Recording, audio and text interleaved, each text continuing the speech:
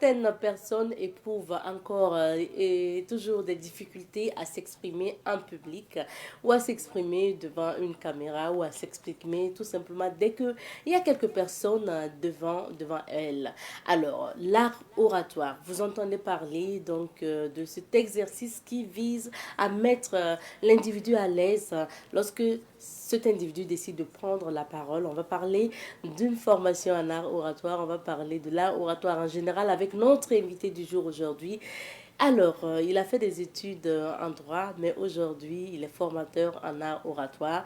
On parlera de tout ça avec notre invité. Ça sera dans la rubrique invité du jour. C'est mardi ce jour. Et dans la chronique Un œil sur la société, nous allons développer un thème ensemble. On s'intéresse au consommation local. Est-ce qu'il nous revient cher lorsque nous décidons de consommer localement? On en parlera tout à l'heure aussi avec Monsieur Kieno, qui est professeur de SVT au niveau de Comsilga. Ça sera dans la rubrique Un œil sur la société. Madame, Monsieur, avant de débuter l'aventure, permettez-nous de vous dire bonjour et bienvenue à ce nouveau numéro de l'émission Bonjour le Faso. Et je rappelle que cette semaine, nous sommes installés au sein du Musée national pour vous faire découvrir l'habitat du Faso, qui est cet espace-là qui retrace en tout cas l'univers du village et des ethnies burkinabés.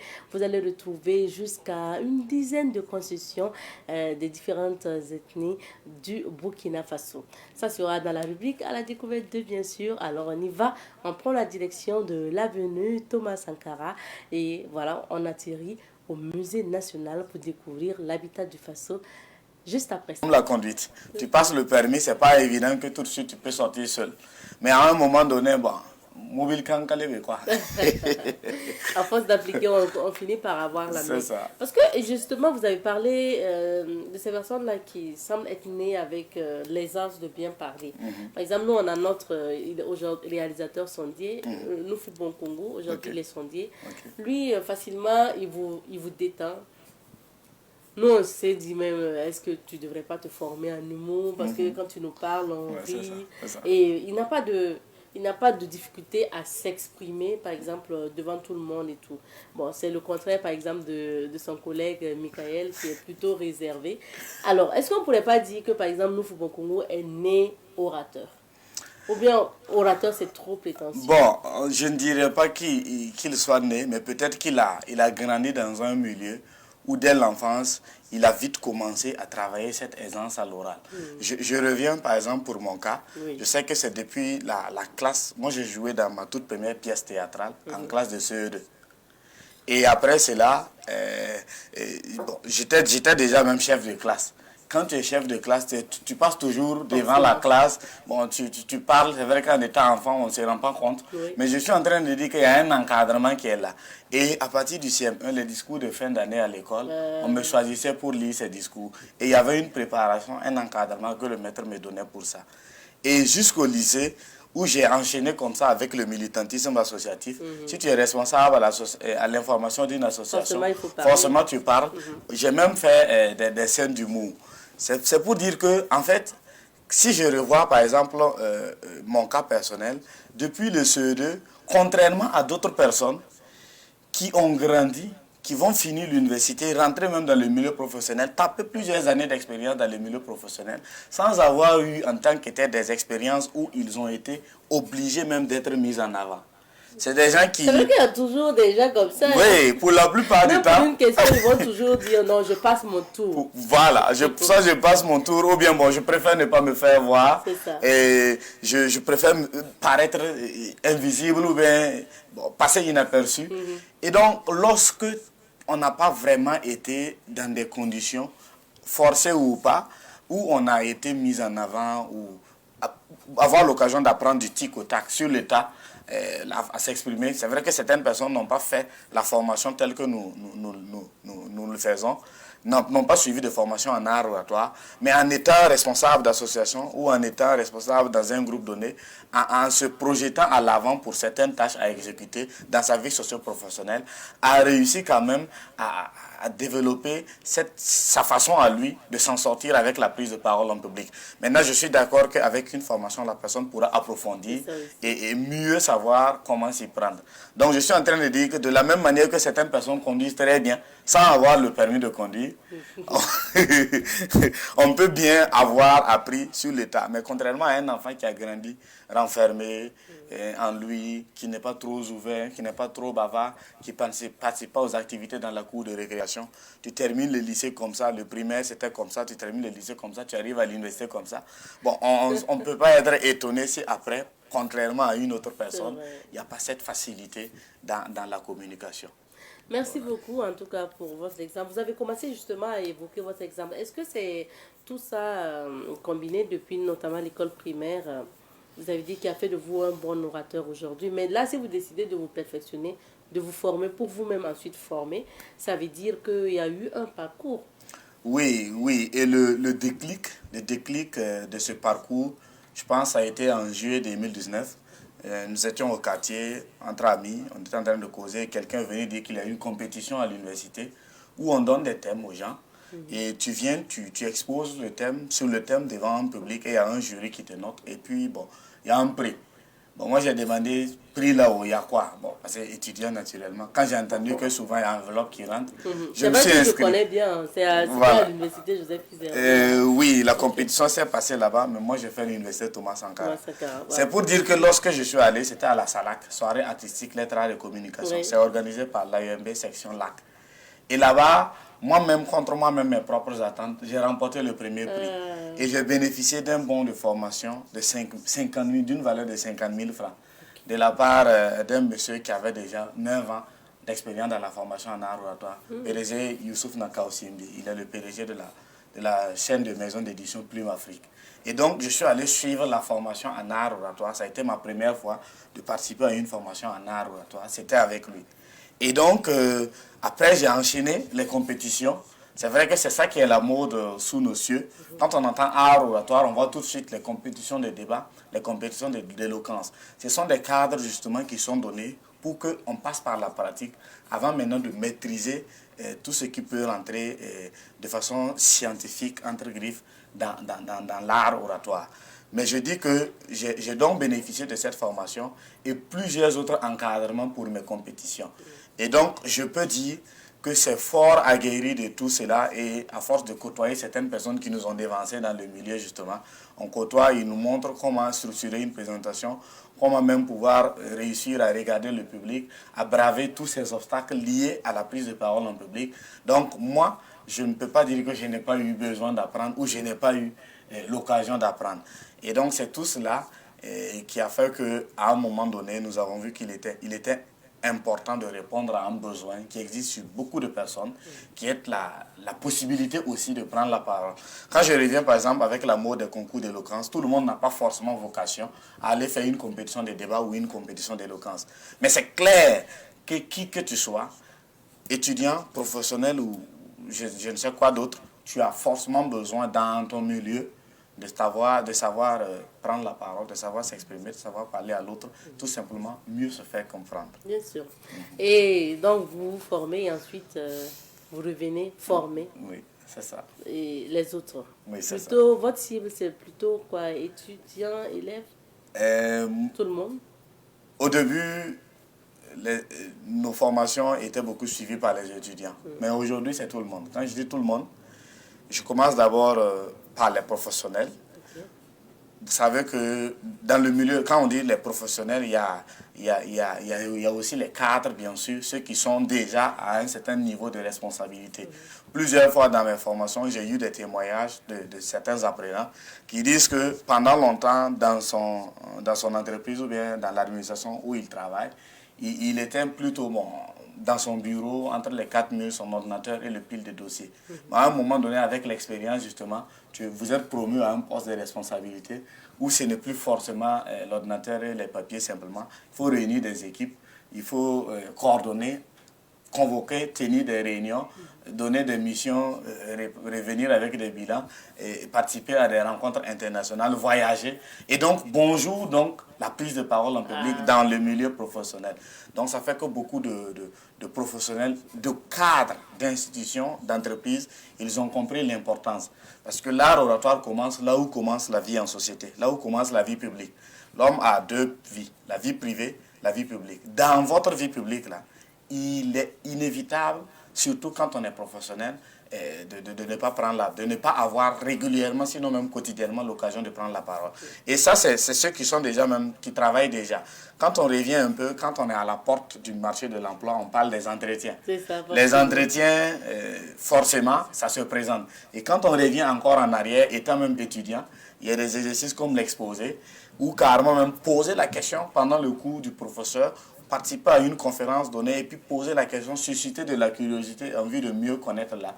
Ce sont des situations qui se présentent à l'étudiant. Que dit de la soutenance? Par exemple, j'ai déjà accompagné plus de 20 étudiants pour la soutenance. Okay. Et l'accompagnement que nous faisons avec eux, nous vous formons en technique technique de présentation orale, en phase théorique. Et lorsque vous avez votre PowerPoint, il reste maintenant la date où vous devez aller face à votre jury. Nous avons un accompagnement pratique, des répétitions pratiques où je vous assiste et vous faites afin de pouvoir être au top face à votre jury. Donc ça, par exemple, c'est clairement, pleinement que beaucoup d'étudiants ont traversé le lycée et l'université sans forcément être au devant. Et voilà un coup, on dit la famille va venir, tes professeurs vont venir pour le couronnement de ton parcours de licence ou bien de doctorat. Et quand on revient encore au lycée, la question des exposés est bien sûr là. Que dire de ceux qui occupent des responsabilités, comme par exemple dans les bureaux des élèves? Et jusqu'aux enfants, j'ai compris en formant que sur certaines personnes, il y a plutôt certaines difficultés qui ont été drainées depuis l'enfance, comme par exemple les problèmes avec la confiance en soi. Quelqu'un qui manque beaucoup confiance en lui, souvent les origines, c'est depuis l'enfance. C'est pourquoi depuis l'année passée, nous avons organisé 2 premières cohortes de formation pour enfants, pour aider... Pour enfants? Pour enfants. Enfants d'âge moyen? De 7 à 17 ans. Et l'expérience a été un franc succès. Nous avons organisé 2 premières cohortes. L'expérience a été un franc succès où on a pu mettre les enfants. C'est du 100% pratique. Eux, ils n'ont pas besoin de prendre des notes. C'est du 100% pratique. On fait dans la salle, on met les gens au point chaud. Les enfants viennent à tour de rôle à travers des exercices allant de la narration à des histoires jusqu'à leur vécu. Souvent même dans le hotspot, on chauffe certains pour qu'ils se révèlent à nous, pour qu'ils essaient de se projeter dans son avenir et tout ça. C'est des aspects qui réveillent chez l'enfant, qui l'éveillent vite. Et j'ai dit que l'expérience a été un franc succès parce qu'après cela, actuellement, je suis en train de développer un programme à l'école américaine, exactement avec les élèves de cette école américaine. Donc, je donne cours là-bas. Des enfants pratiques. Ça veut dire qu'il faut commencer avec l'art oratoire ou commencer d'abord à avoir les b.a.-ba de l'art oratoire dès l'enfance. C'est l'idéal pour vous. C'est l'idéal. Ok, sinon c'est pas trop tard. L'idéal, c'est de pouvoir permettre à vos enfants d'avoir ces occasions où quelquefois, et ce qui est très intéressant, c'est que ça revient même dans son état naturel, avec aujourd'hui l'influence des réseaux sociaux, l'attraction de l'ordinateur, du portable, de la télé, l'enfant qui sort et puis bon, qui revient, c'est quelque chose, c'est une compétence, un travaillement qu'il fait sur lui-même, à la fois amusant et un apprentissage pratique. Et je sais qu'il y a bien d'autres en projet, bien d'autres activités, surtout avec les clubs de lecture là. Il y a bien d'autres projets en cours pour pouvoir permettre à l'enfant qui lit de pouvoir aussi se produire oralement. Parce que très souvent, dans notre système, on nous apprend à coucher sur papier nos idées. Pourtant, une personne ne peut pas te voir comme ça et deviner tout de suite qui tu es, encore moins qu'est-ce que tu as comme compétence. Donc, il y a le contenant et le contenu. Quand on voit le contenant, on ne peut pas savoir ce qu'il y a à l'intérieur. C'est plutôt par votre façon de vous révéler, de vous présenter, de prendre la parole en quelques minutes et de savoir dire ce qu'il faut dire dans le temps qu'il y a à dire. C'est tout cela qui fait que vous retrouvez de la valorisation pour vous-même. Bien sûr. Donc, enfants, étudiants, élèves, je vais dire élèves, que ce soit du primaire, étudiants, professionnel jusqu'au cadre, il n'y a pas d'âge, il n'y a pas de niveau pour apprendre à s'en sortir ou du moins à briller dans la communication orale. Monsieur Taoko, et à vous entendre, on comprend aisément que c'est important, les activités socioculturelles dont participent en fait ces enfants-là dès le bas âge à l'école, ça participe aussi de la formation en art oratoire ou la prise de parole en public. Ça a été votre cas. Oui, c'est ça. Moi, à votre suite aussi, je peux dire que ça a été mon cas. Moi, je n'ai pas commencé ces activités culturelles au primaire, mais plutôt au lycée dès la 6e. Et ça, moi, je ne savais même pas que j'avais des capacités de peut-être bien m'exprimer. Et c'est par le théâtre après que j'étais vraiment timide dès la 6e. Après, il y a une amie qui m'a forcé à rejoindre une troupe théâtrale et c'est parti de là. Et je pense que c'est à l'université qu'une amie m'a dit tiens, tu ferais bien une bonne animatrice parce que tu parles bien, tu articules bien, tu prononces bien, tu fais ceci.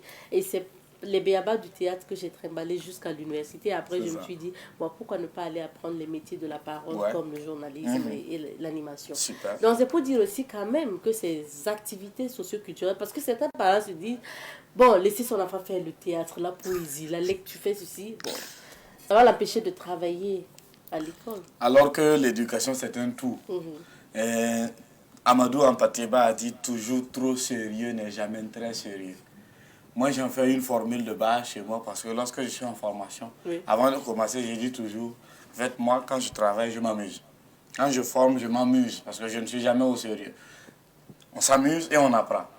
Et justement, ce qui peut être considéré donc comme des activités de divertissement, comme tout ce qu'on a cité, on ne se rend pas compte, mais très souvent, ça révèle à l'enfant des compétences. La personne se révèle à elle-même, quoi. Donc, c'est dire aux parents de reconsidérer les choses autrement et de laisser les enfants aller aller dénicher ce qu'il y a de meilleur en eux et puis pouvoir en profiter, en jouir. C'est tout leur droit. Continuons avec l'art oratoire. Quelles sont principalement les attentes des personnes qui viennent se former chez vous en art oratoire?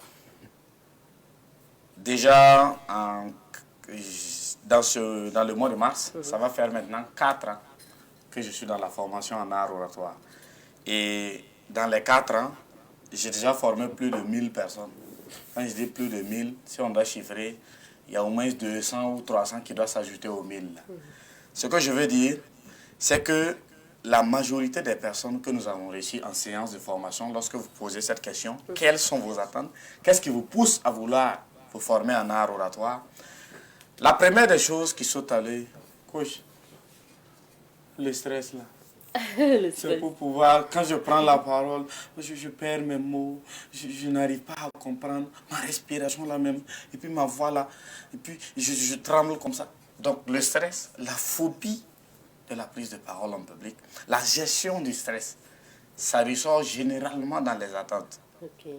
Bon, la raison est connue par nous autres professionnels du milieu. La raison est connue, je ne dirais pas ça. Ah oui, je pense que vous alliez quand même aussi.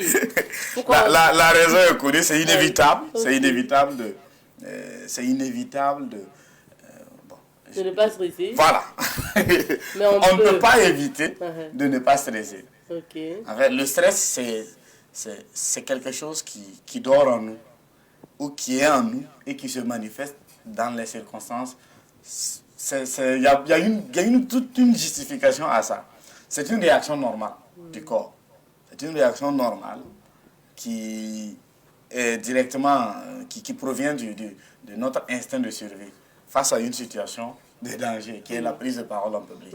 Et donc, on ne peut pas, donc ça ressort généralement. Mais il y a aussi le fait de pouvoir structurer sa présentation. Parce que pour beaucoup, ils n'arrivent pas forcément à faire la différence entre l'écrit et l'oral. Comme je l'ai dit, pendant longtemps, on sait faire les dissertations, on sait écrire, on disserte, on écrit, on disserte, on écrit. Vous allez voir des écrivains, de très brillants écrivains, ou de très brillants rédacteurs de la presse, je parle de ceux de la presse écrite, mais tu le mets sur un plateau télé, on a l'impression que ce n'est pas la même personne. C'est autre chose. Souvent, avec le méta, on le voit, avec Facebook, beaucoup de personnes, quand ils sont sur Facebook, ils sont beaucoup bavards. Mais en vrai, comme ça, le gars a plutôt l'air pas trop à l'aise avec la prise de parole. C'est pour dire que la structuration, souvent, ça bloque. tu es là, tu as clairement les idées en tête. Mais comment maintenant les agencer de sorte à faire comprendre à l'autre tel que moi je me comprends. Donc ça aussi, ça revient dans les attentes. Et à côté de ça, il y a pour certaines personnes l'improvisation des discours. Comment je fais pour improviser? Comment je fais si tout de suite je sors, ce n'était pas prévu, mais en tant qu'autorité, je pars à une activité. Dans le planning, ce n'était pas du tout prévu. Mais bon, tout de suite, les organisateurs vous voient et puis disent, ah, telle personne est là, on va lui donner la parole. Alors qu'en quittant chez vous, vous n'avez pas du tout prévu de prendre la parole. Comment je fais dans ces cas? Ça aussi, ça ressort comme attente. Okay. Mais loin de s'en douter, tout cela, il y a d'autres attentes qui sont cachées, qui sont souvent pas connues même de celui qui veut la formation, qui est par exemple le manque de confiance en soi. Et ça aussi, c'est une partie importante de la formation en art oratoire. On ne peut pas faire une formation en art oratoire sans aborder de long en large la confiance en soi, le manque de confiance en soi.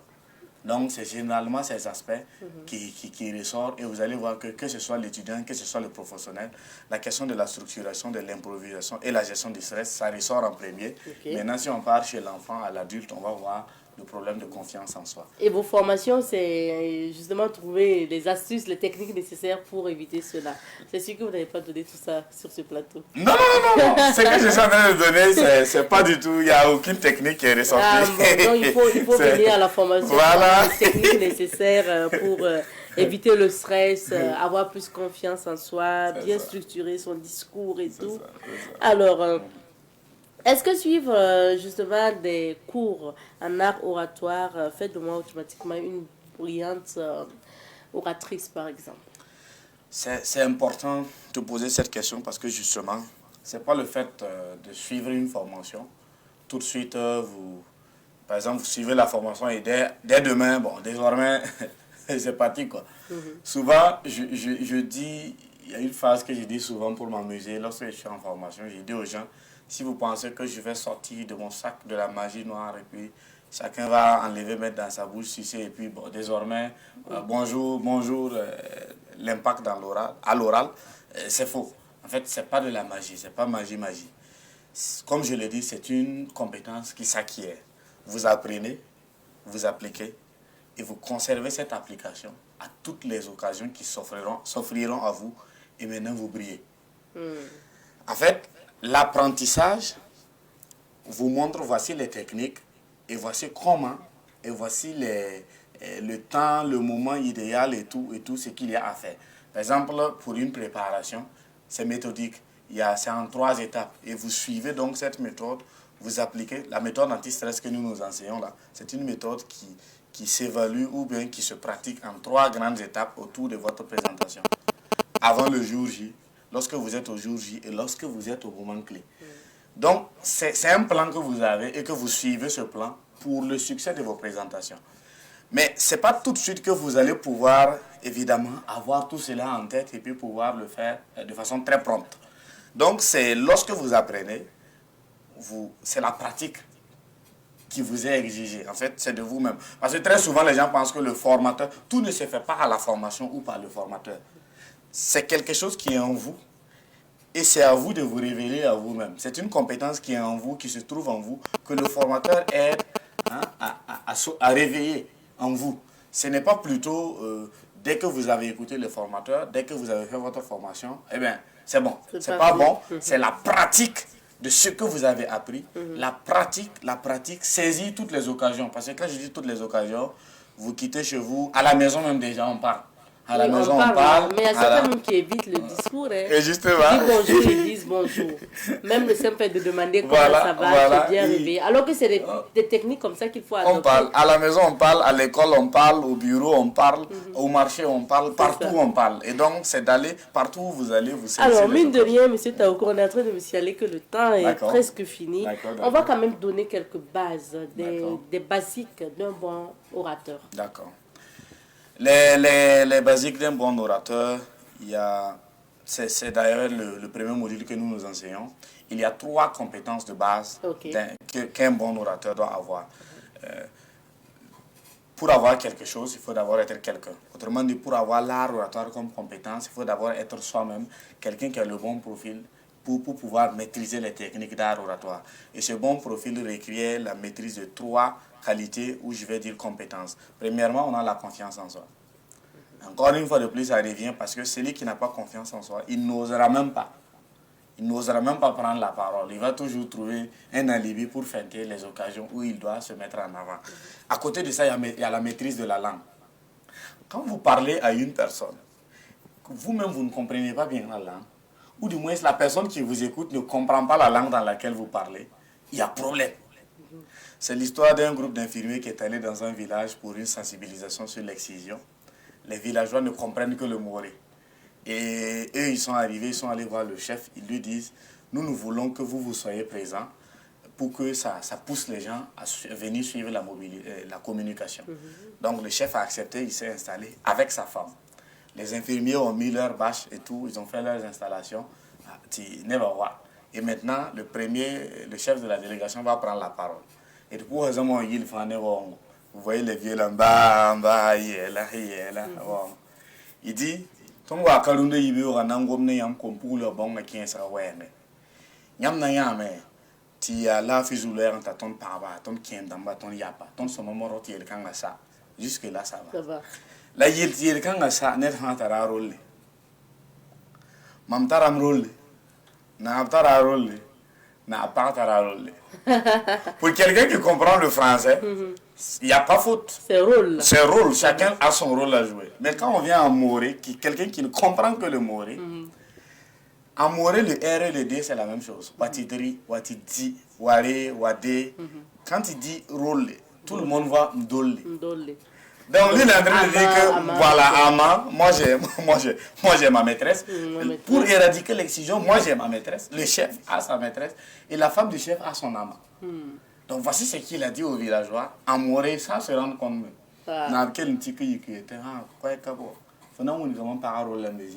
Voilà. Et donc ça a bloqué la communication. C'est pour dire que la bonne maîtrise de la langue dans laquelle on s'exprime face au public, là, c'est important. Et incontournable, inévitable. Si tu ne maîtrises pas suffisamment, c'est pas pour rien qu'il y a des interprètes pour ceux qui ne s'en sortent pas avec bien la langue. Là. Donc ça, par exemple, ça fait partie des compétences de base. Okay. Et il y a bien sûr savoir se présenter, savoir convaincre. Savoir se présenter pour convaincre. Quand je dis se présenter pour convaincre, il y a certaines occasions où vous avez l'opportunité de croiser une personne chez qui vous pouvez lui présenter soit par exemple le projet sur lequel vous travaillez ou bien les compétences que vous avez, qui va susciter de l'intérêt de la part de ce dernier, qui va chercher à travailler avec vous ou à vous donner un marché. Mais dans le temps là, c'est un temps relativement court. Comment vous faites pour que dans un temps record, vous puissiez prendre la parole, lui parler, aller à l'essentiel? Il y a une méthode pour ça. Et donc, un bon orateur, c'est quelqu'un qui travaille bien, qui développe bien sa confiance en lui, qui maîtrise bien la langue dans laquelle il s'exprime face au public et qui, naturellement, s'en sort lorsqu'il y a un petit temps pour convaincre. Aller à l'essentiel, c'est ça. Comme on le dirait. Ah, c'est intéressant d'échanger avec vous. Malheureusement, le temps est terminé. Néanmoins, on vous donne un mot de fin. Okay. Il y a peut-être certaines personnes qui souhaiteraient se faire coacher. Okay. Donc, pour avoir... encore une meilleure maîtrise de l'art oratoire. D'accord. Bon, déjà, moi, je suis très actif sur Facebook. Mon profil Facebook, c'est Ismaël le Catalyseur Taoko. Okay. Ismaël le Catalyseur Taoko. Bon. Donc, le profil Facebook, ça déjà, pour ceux qui voudront, par exemple, j'écris généralement des petits posts sur l'art oratoire ou sur l'importance de l'art oratoire. Il y a aussi la page de notre école burkinabé d'art oratoire, Churchill. C'est le nom de Winston Churchill, l'ancien Premier ministre britannique. Il y a en outre une autre information qui n'est pas pour l'instant officielle. C'est que bientôt nous allons organiser une très grande masterclass pour fêter les 4 ans d'existence de notre école d'art oratoire. Et donc, s'il y a un message à dire, c'est dire à ceux qui nous écoutent d'aller s'abonner à la page là pour rester informés de cette masterclass et bien sûr faire le possible pour être là. Voilà. C'est important. Merci le catalyseur. Merci d'être passé. Et puis voilà, on se retrouvera une autre fois. Merci bien. Je rappelle que Ismaël Taoko, plus connu à travers le surnom le catalyseur, est formateur en art oratoire. Plusieurs casquettes aujourd'hui puisqu'il est écrivain également. Et spécialiste en technique d'art oratoire et prise de parole en public. On a parlé des secrets de l'art oratoire aujourd'hui dans la rubrique invité du jour. On s'arrête ici d'ailleurs pour la rubrique invité du jour. Pour la suite, nous marquons une petite pause. Juste après, on retrouve d'autres invités. Nous poursuivons avec l'aventure aujourd'hui. Et cette fois-ci, on va revenir sur la rubrique à la découverte de bien sûr avant de nous quitter. Je vous rappelle que cette semaine, nous nous intéressons à l'habitat du Faso qui est situé au sein du musée national. L'habitat du Faso que vous allez découvrir en images, mais à travers aussi le témoignage que nous vous proposons. Il s'agit du témoignage du guide touristique, Monsieur Auguste Bado, qui nous conduit à la visite de ce nouveau joyau du musée national, l'habitat du Faso. Nous sommes au niveau du plateau central et pour découvrir l'habitat Mouara. Alors, la particularité de l'habitat Mouara, les maisons sont des cases rondes avec un toit en paille. Et lorsque vous y entrez, l'intérieur, vous avez beaucoup de mobilier. Par exemple, vous avez le foyer à l'intérieur de la maison. Comme je le dis, ça permet, la fumée du foyer permet de conserver le bois qui est au niveau du toit. Et également, vous allez voir qu'à l'intérieur de la maison, vous avez des ustensiles tels que les calebasses, tels que des plats en argile, des marmites en argile. Mais étant donné que l'activité phare de la femme Mouara, avant aussi, c'était la filature, donc vous verrez du coton à côté. Donc à tout moment, lorsque la femme elle finit les travaux champêtres et revient le soir, elle se repose en filant le coton. L'habitat sent également sa particularité. Ce sont des habitats dont le toit est fait avec une terrasse. Et vous allez voir également que souvent on n'a pas besoin d'une chambre en tant que telle. On va faire juste un cloisonnement caché lorsque vous rentrez dans l'habitat que vous ne voyez pas celui qui est couché. Et à côté aussi, vous avez des greniers typiques au sang. Donc ces greniers, vous allez voir au-dessus de la cime, vous avez un petit toit qui ferme le grenier. Contrairement à certains greniers d'autres communautés, vous allez voir tout est en paille. Là, vous avez de la terre et c'est au sommet qu'on ferme. Et lorsque on commence à enlever les céréales, qu'on atteint un certain niveau, on va ouvrir une petite ouverture et c'est par là qu'on va enlever les céréales. Nous sommes au niveau à l'intérieur de l'habitat sans. Et vous voyez également que le toit est fait avec du bois, soutenu par de gros bois pour permettre de supporter le poids de la terrasse. Alors à côté, quand vous voyez toujours, vous avez une lampe à côté qui permet d'éclairer la maison la nuit. Et c'est toujours les lampes faites à base de coton, donc avec du beurre de qualité. Alors, si nous regardons, à côté, il y a toujours un foyer. Et c'est là que, puisqu'à l'intérieur de la maison, les femmes préparent, mais l'avantage, c'est que c'est la fumée de la cuisine qui permet de conserver le bois qui est au niveau du toit. Donc, on peut dire que c'est une méthode endogène pour la conservation de ces matériaux. Sur le plan culinaire, donc, nous avons ce qu'on appelle le zamné, c'est des lentilles sauvages, qui constituent l'un des mets, je dirais, très connus chez les Sans. Donc, ce mets se fait.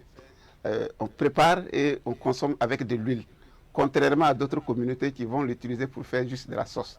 Alors, au niveau de l'art vestimentaire, il faut dire que les Sans ont une spécialité.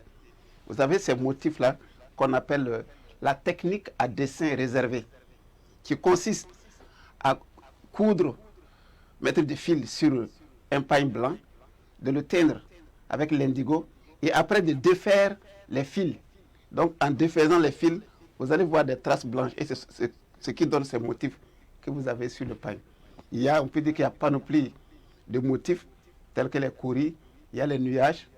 Donc, vous allez voir des colonnes blanches pour constituer ces nuages-là.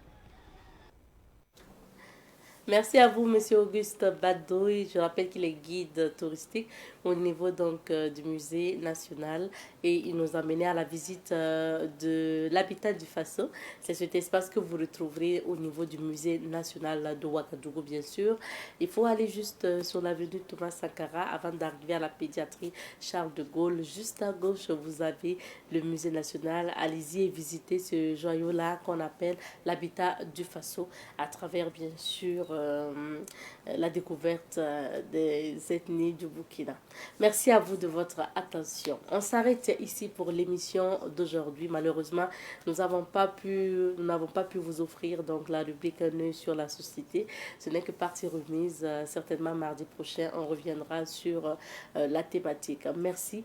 Nous, on se retrouve, Inch'Allah, demain, mercredi, pour d'autres aventures de Bonjour le Faso. Portez-vous bien, restez fidèles au programme de Savane TV. On se retrouve demain. Allez,